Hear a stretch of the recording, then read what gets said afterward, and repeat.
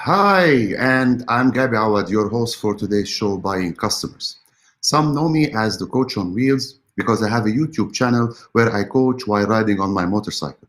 Check it out, hit that subscribe button, and click the notification bell. As a business and executive coach, I help business owners, leaders, and teams grow and achieve their goals through business re-education, coaching, mentoring, and business advising.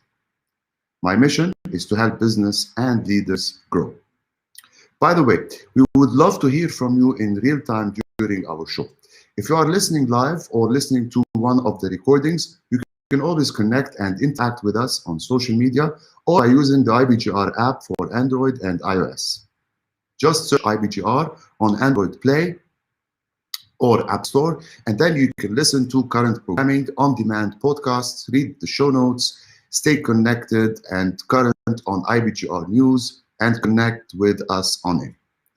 Take IBGR with you wherever you go. If this is your first time listening, welcome. And if you are a returning listener, welcome back. In this Buying Customers episode 8 of season 4, we are going to talk about building your customer loyalty journey. So we are going to talk about the strategies to plan, build, and maintain customers. Once we finish our talk today, you should be able to know exactly how to put together strategies that work, yet don't cut into your profit margins. More importantly, you'll have a selection of developed strategies to choose from. This is the next step in your marketing success story. From this point on, you will have the skills to keep your customers coming back for more. I personally guarantee it. At the end, we will jump straight in and start going through the 6 steps to creating a successful loyalty strategy. Now, remember, each step covers an important aspect of the loyalty campaigns. These are things that you must give careful consideration to.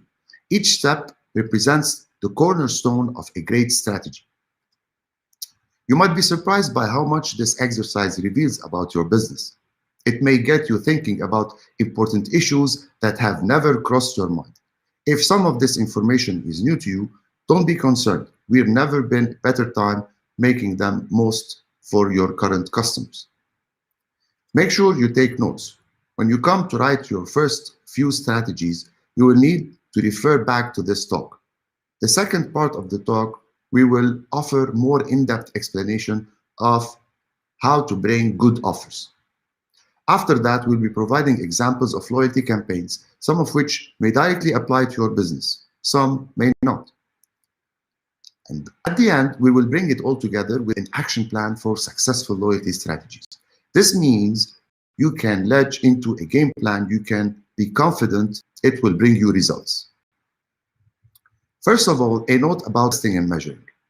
You hear me all the time talking about testing and measuring. If you don't know the score, you cannot improve the score in business. And the greatest business people and marketeers are not necessarily the smartest or the most innovative. Most simply, they understand the concept of testing and measuring. When you are testing and measuring, there's no failure except the failure to record your results and analyze them. Every step brings you one step closer to the right formula and the right approach. If you approach your marketing expecting everything to work the first time, you will be bitter and twisted when you discover it doesn't. You may give up before you should. Remember this, marketing has certain rules, but it's still largely trial and error. You give it your best guess, then find out for sure by improving the score. It's essential that you meticulously record every result. It's extra work, I know, but you will be glad when you have a marketing strategy with which you know what products are producing or what services are selling more. That confidence only comes from testing and measuring. So what is a successful loyalty strategy? The expectations of novice business owners tends to be unrealistic. They expect 80% of people will adopt their loyalty system and go bananas over it. The truth is, most loyalty strategies will never get anywhere near that number. Does this make them unsuccessful? Well, no. If you are getting people to come back more often than they were planning to, and the extra profit more than covered the total cost of promoting and nurturing the campaign, you have a success. In more simple language, if it's making you money, it works. Example, let's say it costs you $250 to mail a loyalty card to every one of your customers. The deal is every six purchase, it's for free. Now let's imagine that you get 50 customers out of 150 who are started to using their card regularly. It's a bit complex, but if you sit down and spend some time, you can work out whether the strategy is increasing your profits or not. Remember, if your loyalty card is only being used by people who could have come regularly without an incentive, you're really just giving away free stuff. So what makes a successful loyalty strategy? You want your strategy to be strong enough to pull in the swinging voters, the people who don't really care where they buy from you or not, or they feel equally loyal to two or more outlets, not just you. There are a number of factors here that determine the success or failure of any loyalty strategy: the offer and the satisfaction. Success is reliant on how strong your offer is. For example, every six meal is for free, or every six haircut for free. This will probably be strong enough to keep people coming back. On the other hand, 10% off your 10th purchase is probably not as, sexy as it should be. It needs to be appealing enough for people to say, wow, that's a good deal. I'll remember that. I'll keep that in my mind. When talking about satisfaction, people need to be happy with your service to begin with. If they are not satisfied with their first interaction with you, it's unlikely they'll come back anyway. It sounds obvious, but it's a reminder to get the little things right before worrying about loyalty.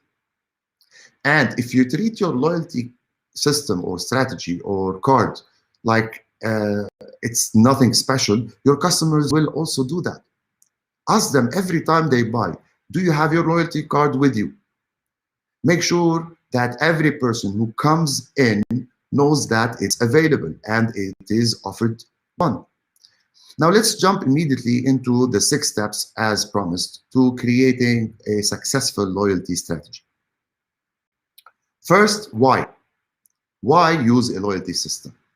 Before doing anything, you need to work out whether a loyalty strategy is the right thing for your business. Obviously, you have a suspicion that it is, but you need to compare its potential returns against the promotional methods you could invest your time and money in. Let's look at your business in a little more depth. For a loyalty program to work, you should ideally meet the following criteria. Frequently purchased products, for example, hairdressers, restaurants, and groceries are all excellent examples here. On the other hand, real estate agents and car dealers are examples of businesses that will struggle with a loyalty campaign or system or strategy. It's so long between drinks, people will forget you and after 10 years. There are things you can do to remind them, however, but a loyalty card will be all but meaningless in this case. You can't expect people to hold on to it for 10, 12 years. Again, you have also floating customers. If all of your customers are already loyal, there's no real point in offering them anything else. Also, petrol stations are ideal for a loyalty program. They have a frequently purchased product and floating customers base. But there is no margin in petrol, and thus no chance of offering anything worthwhile. They could offer $1 off of every 10 purchases of fuel, but who's gonna care? And if your product or service has flaws in it, you will do more damage to your reputation than enhance it. Added to that, people will not make use of your loyalty system. They'll try you once, then leave you for someone who can deliver what they promise. Get your quality up, then worry about getting your customers back. So the whole idea is, are you ready to wow the experience, to wow the customer experience even before you have a loyalty system in place? Does your product or service solve a problem?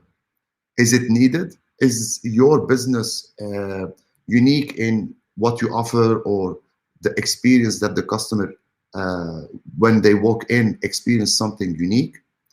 Uh, if not, if you are struggling selling the first customer, then probably you should focus there before going into a loyalty system.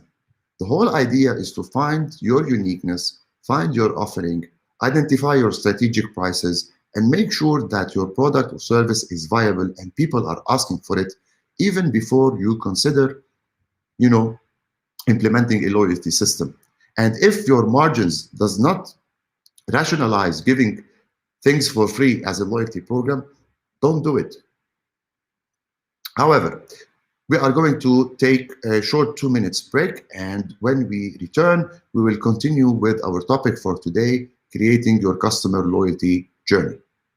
If you're looking for one-on-one help to grow your business, check out our website directory of vetted professionals in all four of our market segments. You can go to ibgr.network, the Home tab, Us tab, then choose your market segment, then select a host.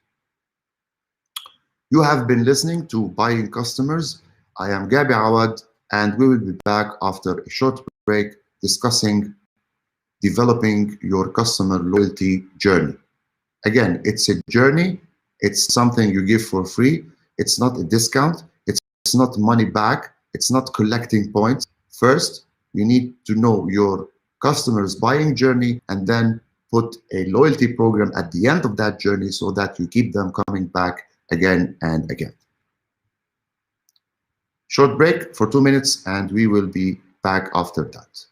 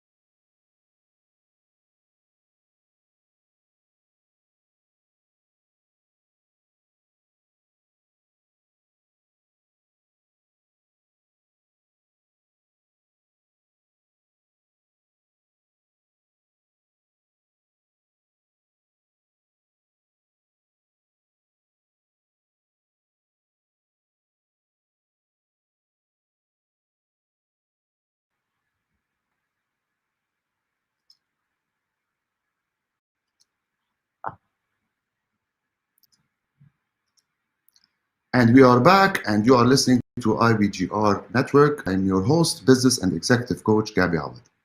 In this episode of our Buying Customers Journey, we are discussing developing your customer loyalty program or strategy. You can go to our website at ibgr.network and download the show notes. Before the break, we talked about why implementing a loyalty system. That was the first step of creating a successful loyalty program. Let's continue with the 5 remaining steps to create this successful loyalty strategy. The first one was what? Now, who? Who are you targeting? Who are your target market? Before you even buy the envelopes for your direct mail campaign, you need to or to send these envelopes to your loyal customers, inviting them to onboard a VIP loyalty program or what have you. You need to identify exactly who it is you're trying to reach, who you want to keep on coming back and buy from you. Precisely who is your target market. A failure to answer this question will cost you hundreds in wasted dollars and lead to a poor conversion rate. For example, imagine a company who sells in-ground swimming pools doing mailing campaigns to a block of rental apartments. To avoid costly mistakes, you need to know who your potential customers are before you start mailing your letters out. Knowing target market will also enable you to write in a way that your prospect will relate to, using terms and phrases that are common to them and will greatly increase the effectiveness of your letters. So, who are the people most likely to be interested in your product or service? Here are some guidelines. Age. How old are they? Don't just say all ages or a variety. We want to create a mental picture of the average customer, the persona, the avatar. Think of an age that symbolizes most of your customers. Then think of their gender. Are they male or female? Half-half is too broad. Practically every business is split one way or the other. Give it some real thought. Which gender does your business deal with? Income. How much do they make? Do they earn a great living, meaning that quality is a big issue here, or are they looking for every deal? It's essential that you find this out.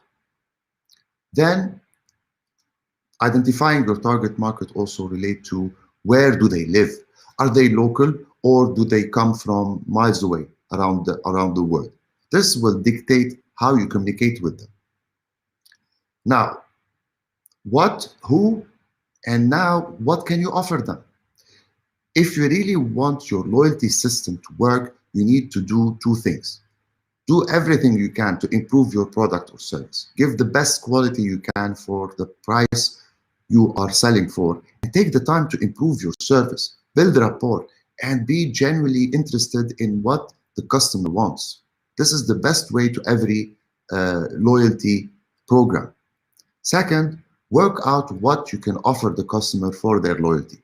This will give them the feeling of being part of something special and let them know that they are valued. It also gives them the idea that they are spoken for.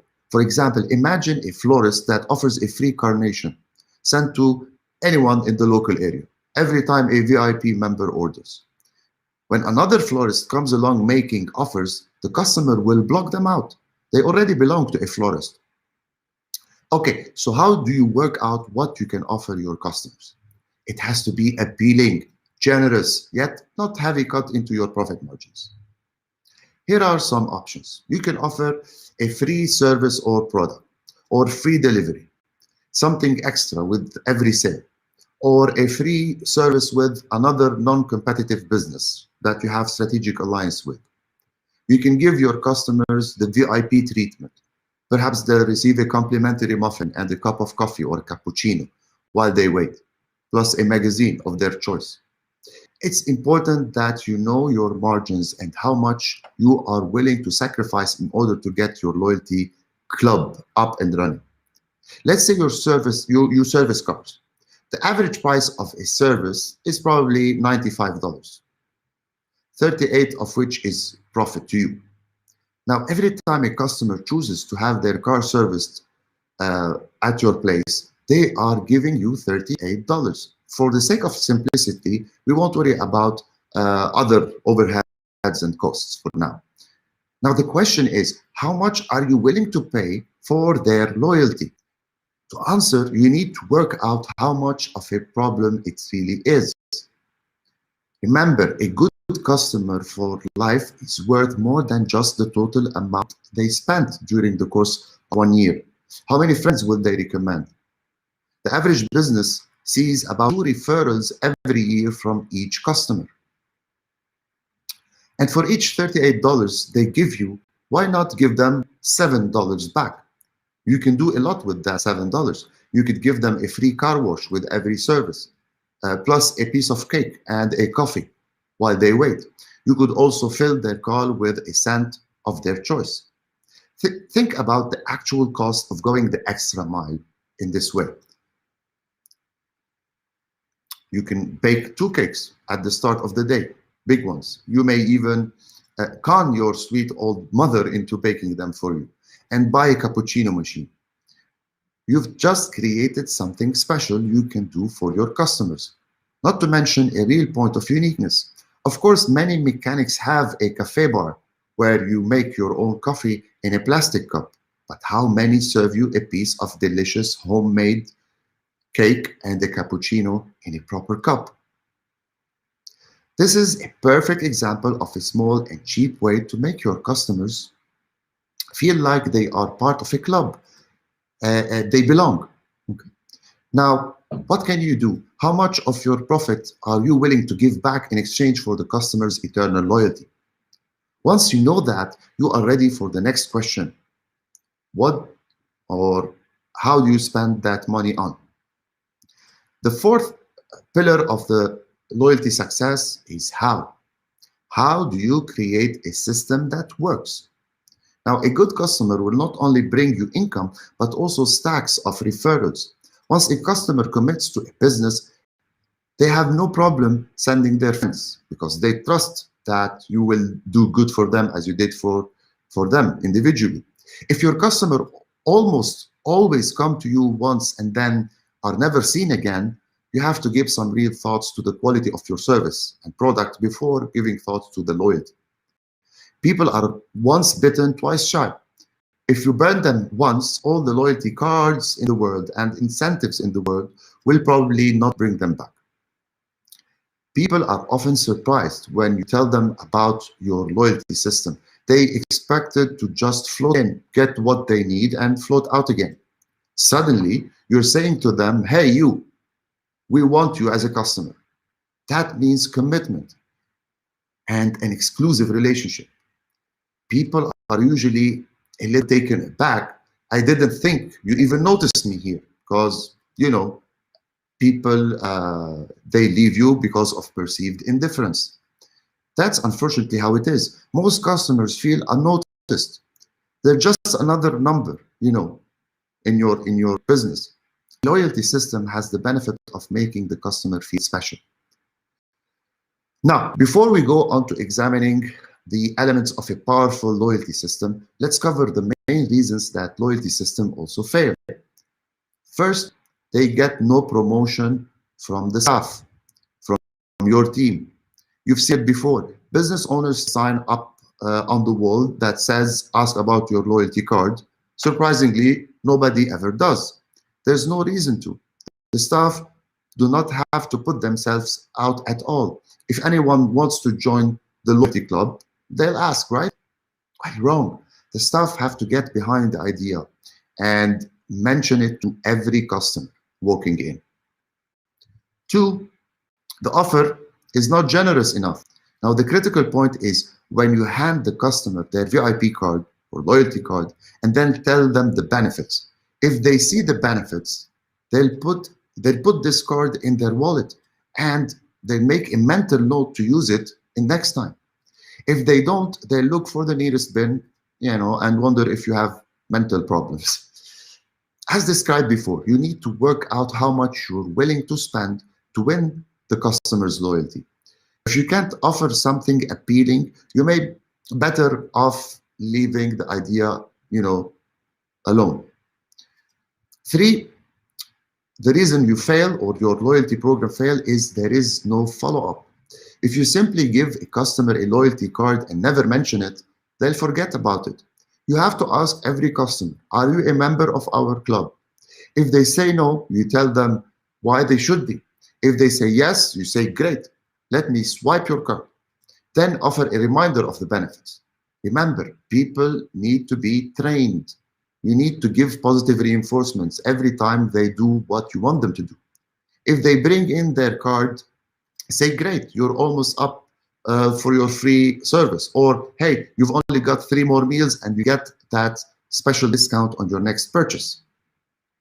Now you know what doesn't work. Let's look at what does. And most importantly, people have to see the benefits in presenting their card. They have to feel like they are working towards something or alternately getting special privileges that everyone else is missing out. That leads to two basic types of loyalty systems. Customers get a benefit after spending X dollars of amount or visiting times, or the second one, customers get a benefit every time. So now we are going to take another 2 minutes break, and when we return, we will continue discussing the loyalty steps or the next actions that will make your loyalty program a success.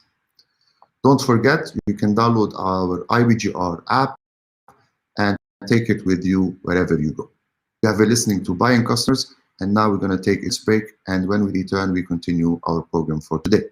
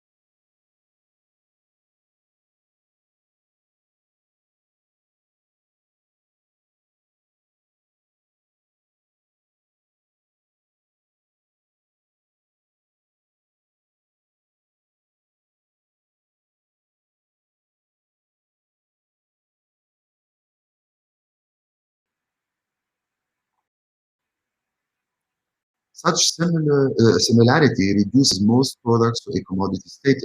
Consequently, the only real way for a business to set itself and its product above and apart from its competitors is through customer-centered focus and orientation. Now that we finished the 6 steps towards achieving a winning customer loyalty, let's also talk about other strategies to build long-term customers. As a customer in today's world, as we said, you need to impress your customers the most. So you need to think what will keep them coming back and shopping around instead of shopping around, what will keep them coming back again and again and buy from you. You need to think customer-centered focus and orientation. You have to be customer-driven rather than operation-driven. You either attempt to serve primarily the customer, thus being customer-driven, or you primarily serve yourself, thus being operations-driven. Let your team know that. Think back on some of your recent experiences as a customer with various businesses. The operations-driven business tends to be internally focused, always looking inside their business for ways to make things easier for employees. This type of business creates systems and procedures, what have you, and policies to protect themselves from the outside world. Whereas the customer-driven business is externally focused, always looking for ways to make things easier for the customers. Such a business creates policies and procedures that are advantageous or friendly towards the customers, not towards the operation. The operations driven mentality is how can we sell something, and thus uses a product feature focus. Their proposal talks about their functionality, their features, what not the benefits to the customer. The customer driven mentality, on the other hand, is how can we help people?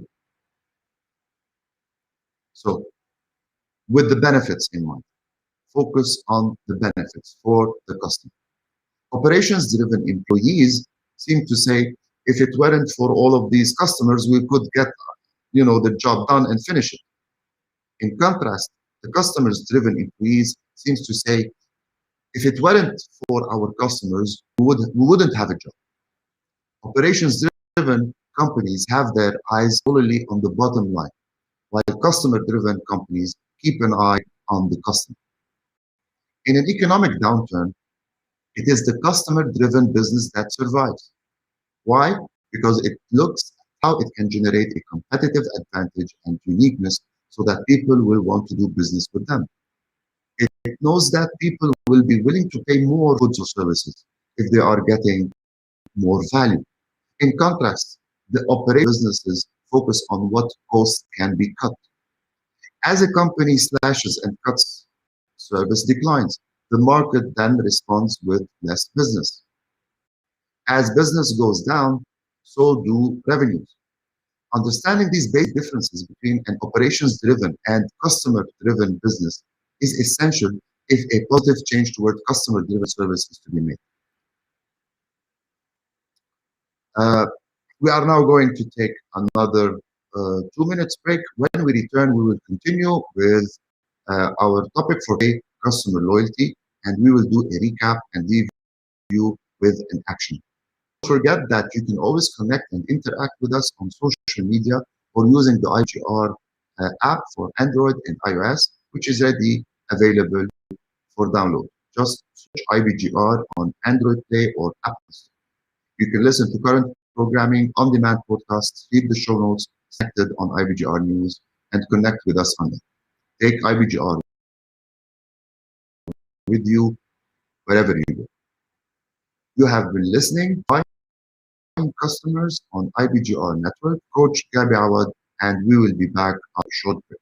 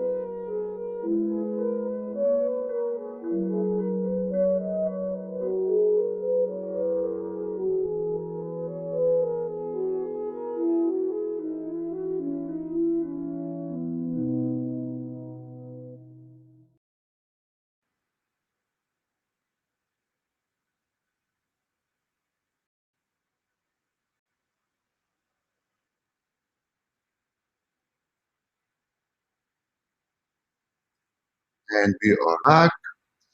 You are listening to IBGR Network. I'm your host, business and executive coach Gabby. In this episode of Buying Customers, we are talking about customer loyalty journey. Go to our website at ibgr.network and download the show notes. As we all know, there are all kinds of interactions between employees and customers. Moments of misery are interactions that have negative outcomes on our customers. A moment of magic, however, is an interaction that exceeds the expectations of your customer and leaves them with a positive impression. Moments of misery are a fact of life because people and companies are not perfect. Mistakes happen, which is unfortunate because research has shown that customers tell an average of 20 people about moments of misery, but they tell only 10 people about moments of magic. To break even, therefore, you have to create twice as many moments of magic. Of course, the point is not to stay even, it is to stay ahead by managing touch points and making them moments of magic. How are moments of magic consistently achieved? The bottom line answer is that a company has to be customer driven versus operations driven, where it puts the needs of its customers first. An operations-driven company puts its needs, policies, and procedures first. A customer-driven company may bend its own rules to please customers. An operations-driven company uses its policy manual as its Bible and will, if necessary, disappoint customers by invoking the most ignorant excuse on the face of the planet. Oh, I'm sorry, it's against company policy.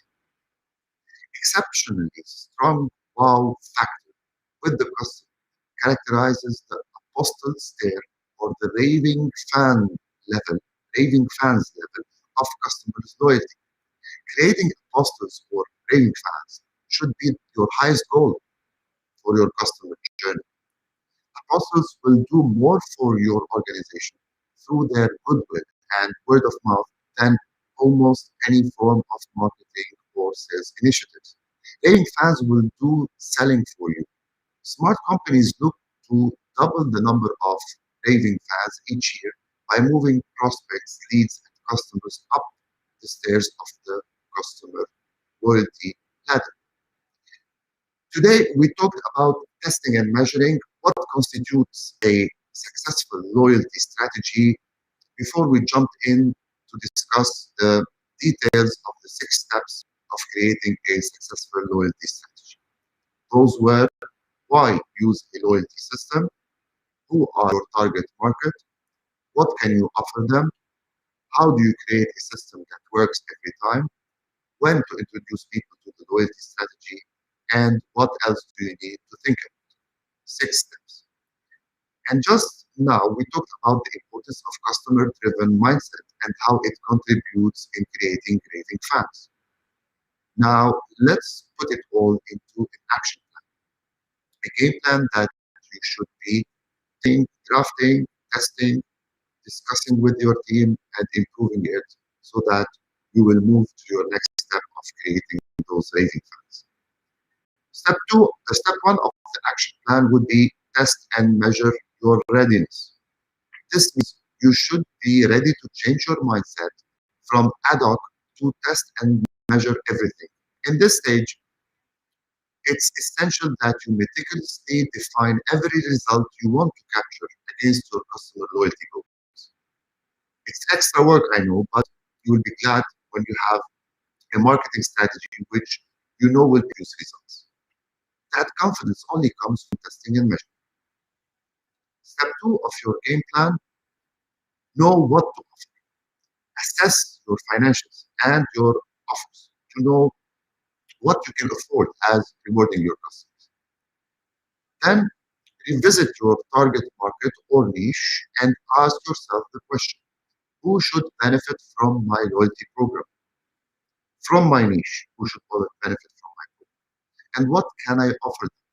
Something of value that will create a wow experience, a free service or product, cashback, something extra with every sale, a free service with another non-competitive business, a multi-tiered VIP treatment. Decide what you need to offer. Step three of the game plan would be to create awareness.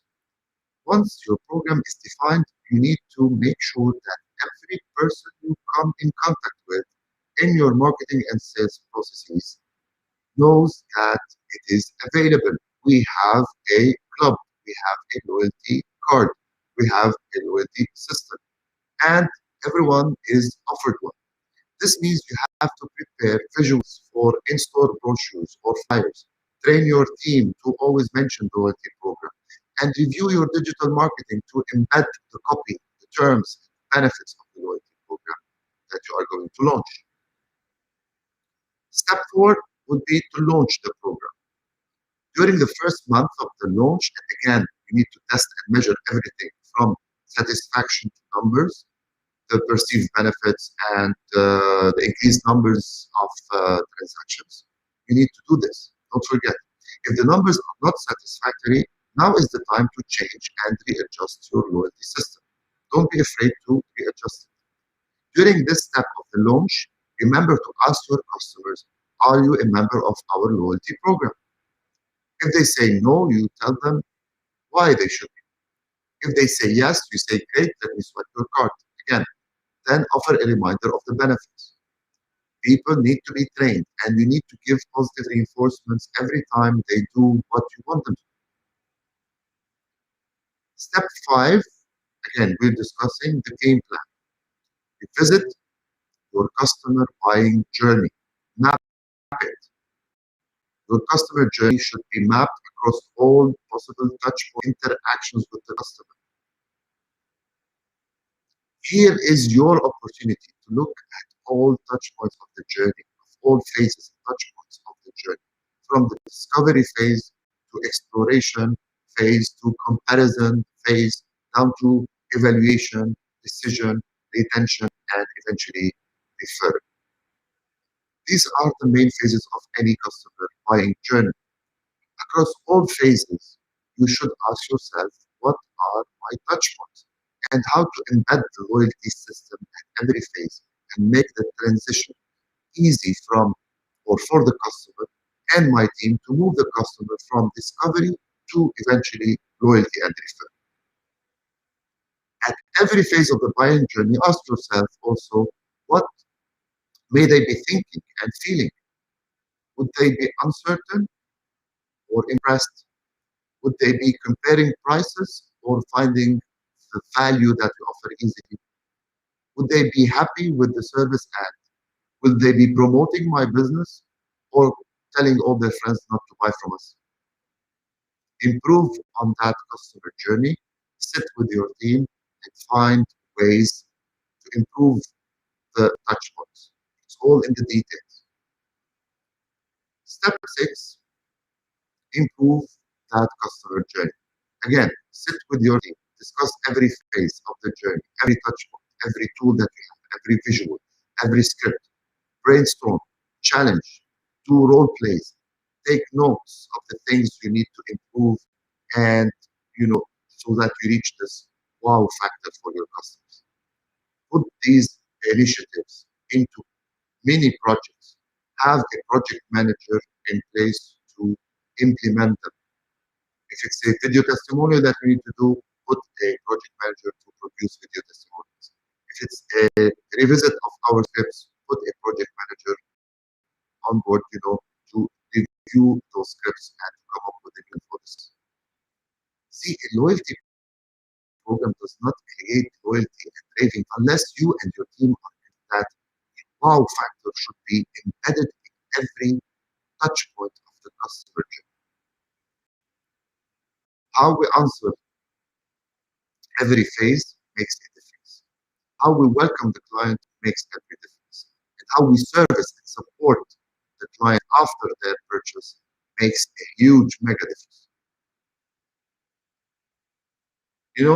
Jeffrey Gitomer, the guru of sales, the author of the Little Red Book of Sales, the author of the Sales Bible, the Little Gold Book of the Positive Yes Attitude, Jeffrey Gitomer, he said, you don't earn loyalty in a day. You earn loyalty day by day. It's a journey.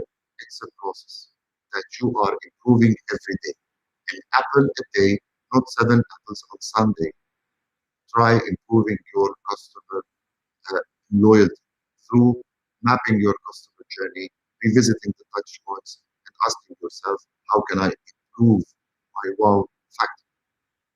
So, are you creating a wow experience for your customers or just hoping they become loyal, hoping they come and buy from you tomorrow?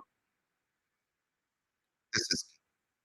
I'll leave you with this question, really to think about what does it mean to you to wow your customer. Next week, we will be talking about your e-newsletter, electronic newsletter, what to put in it, what makes it successful, how to increase the opening rate of your newsletter, where to send it, what to say, what tools, online tools you have that you can benefit from to develop it and copy it and write it up, and how to test and measure the response of your newsletter. Try not to miss it, and if you do, you can always listen to the recorded podcast. You have been listening to Buying Customers, and today we talked about creating that loyalty journey for your customer. Be safe, wear a mask, be responsible. I am Gabi Awad, and we will talk with you next time. Thank you for listening.